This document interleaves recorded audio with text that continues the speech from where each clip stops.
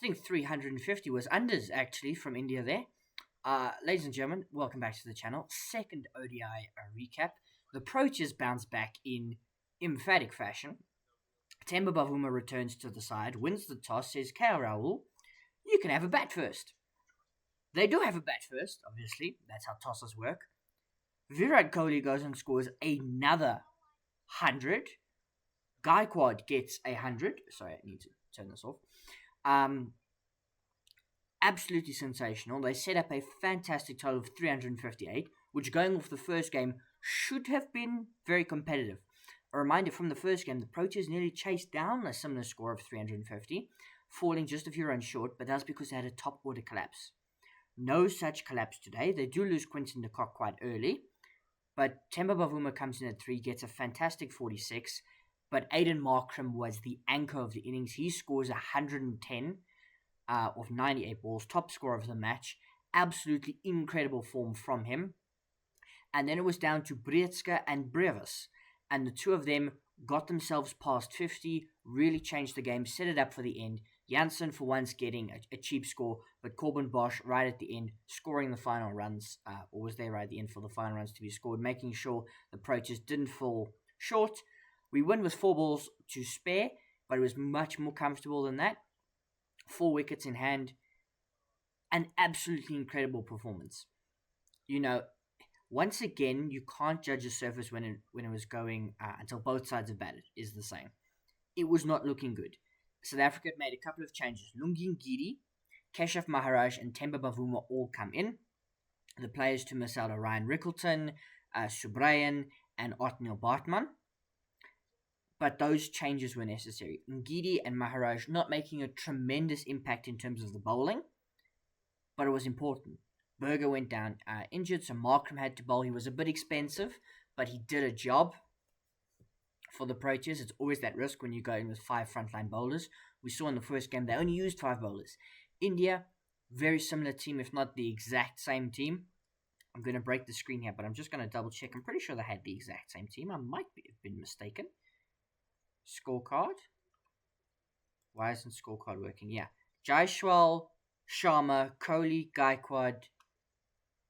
What the heck is happening now?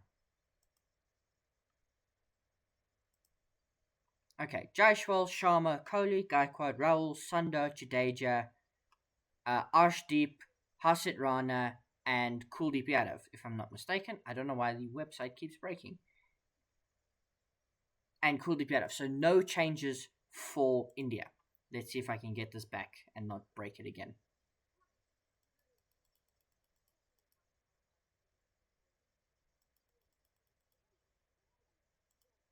Okay, there it is. Sorry, broke it for a couple of seconds. Fantastic performance from the Poachers. They get back into the series. They level at 1-1. Probably, if you're looking at how they went in that first game, shouldn't have lost the first one. India have played phenomenally. They just haven't been as good. And it's, as a South African, it's really surprising. We have been fantastic in all formats of late, maybe not the T20 so much. ODI is a really solid record. Test matches, obviously, they speak for themselves. We're world test champions. India is meant to be a difficult challenge. And putting on 2 consecutive 350 plus scores, you would think we would have struggled. You would think that their bowlers would have created pressure. Markram handled it beautifully. Breetzke and Brevis came out and just didn't look phased until eventually they got themselves out. Obviously, these were quite flat wickets. You would imagine 350 plus scores don't come on difficult pitches in a one-day international. But absolutely incredible. Absolutely incredible stuff. A huge chase from the Poachers, like their third highest total chased. Fantastic performance all round. I had some question marks around the team. I was thinking of what kind of combinations. I mean, look at the players that are missing for the Poachers. There was no Kagiso Rabada.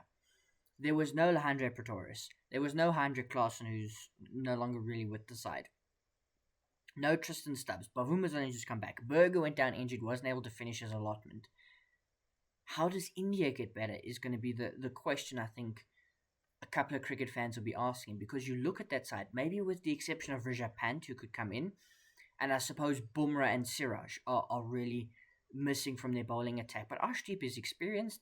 Harsit Rana has bowled fantastically well. Despite the fact the Proteas chased this down and were looking good in periods for the first game, he has bowled superbly well, Harsit Rana. He really has done well. He's really taken it on. He's bowled with the new ball. He's bowled importantly in the middle overs. Just not quite able to finish things off right at the end. And I don't know what it is. Like, obviously, this is two sides, and it's 4 balls. Like, the Proteas haven't run away with this. But it feels like they have. And it feels like they've got real momentum going into the third ODI. The finale of the series before moving into the T20s. And I'm baffled. 359 chasing should have been more than enough for India. With the bowling resources they have available, with the experience they have available. But it just wasn't. I didn't think the Proteas bowled particularly well. I didn't think India were unders, and yet they must have been. They must have been unders. They must have been looking at 370, 380 then to be competitive, maybe even pushing towards 400. Because, Breetzke for a large portion of his innings was just comfortable taking singles. Brevis took time to get going, but then once he got going, we know how he can change the game. And Corbin Bosch finishing things off right at the end. Not to mention Markram, he was a bit subdued right at the start when they were looking to just build a platform. And Bavuma didn't really push hard for the runs. They were composed, and chasing, 350 shouldn't be that composed. Perhaps I watched a different game to everybody else. I'd love to hear your opinion in the comments, but was this too easy for the Proteas? That sounds very clickbaity, that sounds very rage-baity. India are a fantastic cricket team. Just, when are they going to show up? When are they going to really show their quality? Kohli has been phenomenal. Gaikwad played beautifully. And the rest of the batsmen did their job well.